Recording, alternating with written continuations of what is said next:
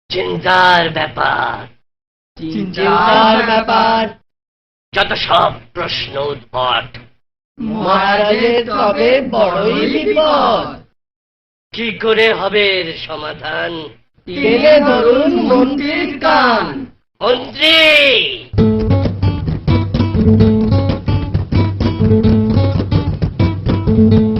আচ্ছা মন্ত্রী, বলুন মহারাজ। আমার মাথায় কটা চুল বলতে পারো? কেন মহারাজ, উকুনের উপদ্রব? কবিরাজকে ডাকি? আরে না না, তবে কি চুলে পাক ধরেছে? কলপ করার ব্যবস্থা করি। কবেট। মন্ত্রী বলুন হুজুর। আমার আমার কটা মাথা বলতে পারো? পারি মহারাজ, একটা। থাকবে না, আমার সাথে তোমাদের গুলো যাবে। মহারাজ যাও তো, বিরক্ত করো না। হুজুর, সমস্যাটা যদি? যাও, আমাকে এখন কেউ বিরক্ত করো না।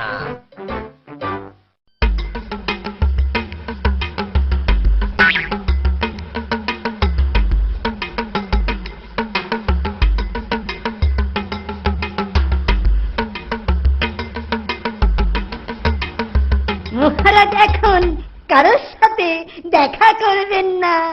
কেন? ব্যাপারটা জানতে হয় দেখছি।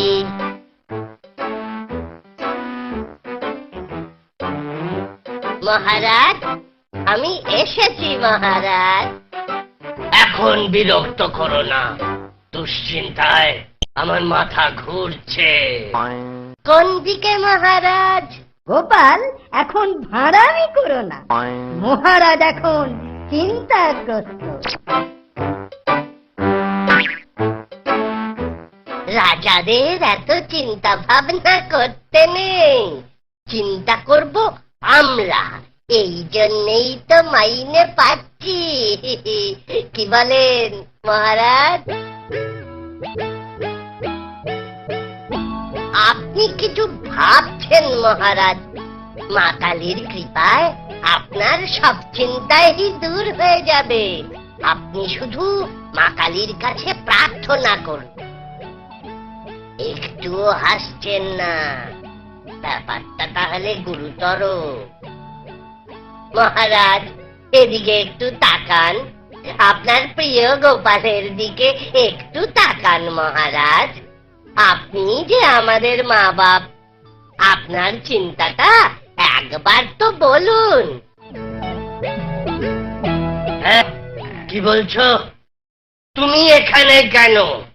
এখন হাসি ঠাট্টার সময় নয়।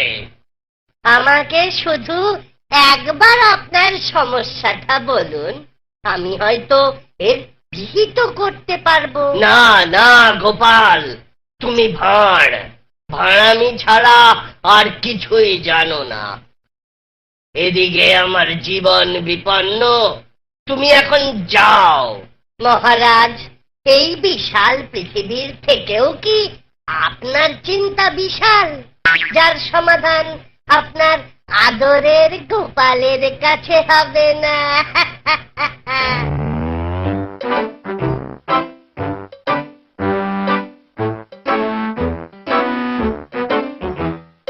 মহারাজ, ক্ষমা করবেন মহারাজ, আপনার স্নেহের গোপালের কিছু ভুল হয়ে গেছে, মাফ করুন। মহারাজ, কাঁদবেন না, আপনার কান্না দেখলে আমাদেরও কান্না পায়। আমার কাছে আপনার চিন্তাটা খোলসা করুন, দেখবেন সব সমাধান হয়ে যাবে। বেশ, তাহলে শোনো, মন্ত্রী গোপালকে মুর্শিদাবাদের নবাবের ফরমান পড়ে শোনাও, দেখি যদিও কোনো সমাধান করতে পারে। জি হুজুর, কিন্তু হুজুর একটা কথা না বলে পারছি না। গোপাল ভাঁড় চিরকাল ভাঁড়ামি করে এসেছে, এখনো যে ভাঁড়ামি করছে না তাই বা কি করে ভাবলেন? ভাঁড়কে বলেই দেখুন না, ভাঁড়ের বুদ্ধি মন্ত্রীর থেকে বেশি।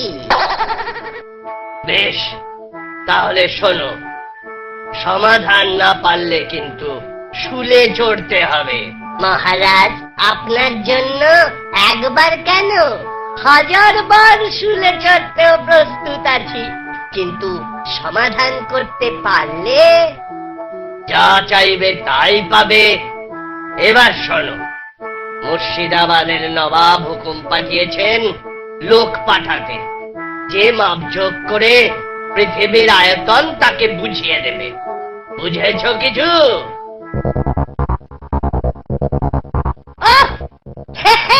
এই সামান্য ব্যাপার, এ তো বাচ্চার বায়না।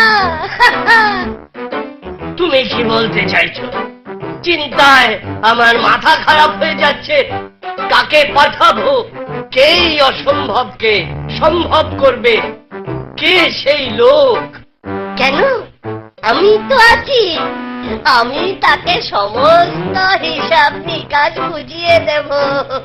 শুধু তাই নয়, আবার পুরস্কারও নিয়ে আসবো। গোপাল, এখন রসিকতার সময় নয়, আমার জীবন বিপন্ন। মহারাজ, আপনার সমস্যাটা বুঝতে পেরেছি, আর নবাবের ইচ্ছেটাও। এই কাজের ভার আমি নিলাম, আপনারা এখন নাকে সর্ষের তেল দিয়ে ঘুমিয়ে পড়ুন। কাজটা করতে না পারলে কিন্তু তোমার চাকরি যাবে, শুলে চড়তে হবে, সাথে আমার জীবনটাও যাবে। যাই হোক, এখন তোমার কি লাগবে বলো। মহারাজ, 25টা গরুর গাড়ি, মন্ত্রীকে বলুন তার ব্যবস্থা করতে। গরুর গাড়ি? তোমার কি মাথা খারাপ হলো? গরুর গাড়ি, তার সাথে রেশম আর কার্পাসের সুতো, ওই 25টা গরুর গাড়ি ভর্তি। তুমি জানো তুমি কি চাইছো? এর সাথে পৃথিবীর আয়তনের কি সম্পর্ক? গোপালের পেট গরম হয়েছে। তুমি চুপ করো, অকর্মার ঢেঁকি। বলো গোপাল, বলো, এর সঙ্গে পৃথিবীর কি সম্পর্ক? সব ঠিক আছে, আপনি নিশ্চিন্ত থাকুন। এবার নবাব বুঝবে কত ধানে কত চাল।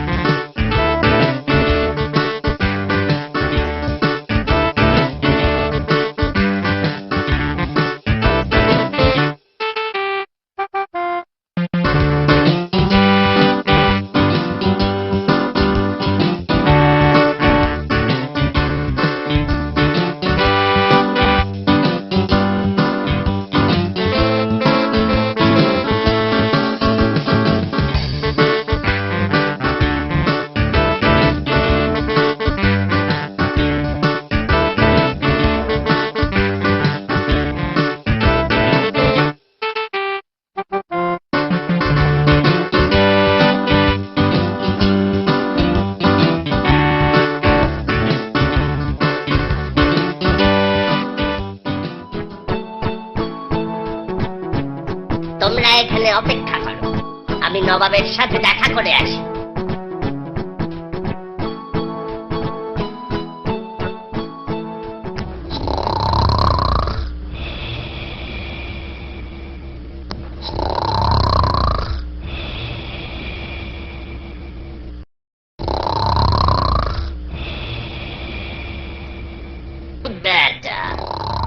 আমাদের ঘুম ভাঙিয়ে দিয়ে নিজে ঘুমোচ্ছ? নবাবের জয় হোক, নবাবের জয় হোক। কে তুমি? কোথা থেকে আসছো? মহারাজ কৃষ্ণচন্দ্র আমায় পাঠিয়েছেন। ও বেশ বেশ, বহুত আচ্ছা। তা তুমি কি ভূতাত্ত্বিক না জ্যোতির্বিদ? হুজুর আমি বুদ্ধিবিদ। হ্যাঁ? তার মানে? আচ্ছা ছাড়ো, আমার প্রশ্নের উত্তর নিয়ে এসেছো তো? তোমার মাপঝোঁকের যন্ত্রপাতি দেখছি না, সেসব কোথায়? হুজুর যদি একবার বাইরে আসেন তাহলে আপনাকে সব বুঝিয়ে দেব। বাইরে? বেশ, চলো দেখি। কি ব্যাপার, এত গরুর গাড়ি, এত সব সুতো? প্রথম 14টা গাড়িতে যে সুতো আছে তা হচ্ছে পৃথিবীর দৈর্ঘ্য জানার, আর বাকি 11টা গাড়ির সুতো তার প্রস্থ জানার। এটাই হচ্ছে নির্ভুল মাপ। কিন্তু কিন্তু যদি মাপটা নির্ভুল না হয়? আপনি মিলিয়ে দেখতে পারেন।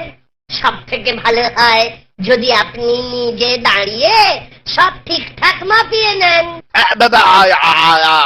আমি আমি হুজুর একটা গোলা সুতো হাতে করে দেখুন কত ভারী, আর লম্বাতেও মাপুন, তাহলেই ভাবুন এই 25 গাড়ির সুতো। ঠিক আছে ঠিক আছে, তুমি এবার যেতে পারো। কিন্তু হুজুর এই কাজের জন্য আমার তো কিছু পুরস্কার প্রাপ্য, আর তাছাড়া সবাই আপনার দানের কত প্রশংসা করে। করে বুঝি? কে আছিস? ওকে এখনই 100 মোহর দিয়ে বিদায় কর। বলো বলো গোপাল, তুমি কি করে এই অসাধ্য সাধন করলে? বেশি কিছুই করিনি, আমি শুধু পৃথিবীর দৈর্ঘ্য আর প্রস্থটা বুঝিয়ে দিয়ে একবার মেপে দেখতে বলেছি। সাবাস সাবাস গোপাল, সাবাস, তোমার তুলনা নেই। আমি যদি নবাবের অন্ধকার মুখটা একবার দেখতে পেতাম। ঠিক দেখার মতো নয়, একে ঠকেছেন তাই 100 মোহরের শোক। তুমি নিজের তো বটেই, আমারও প্রাণ বাঁচালে।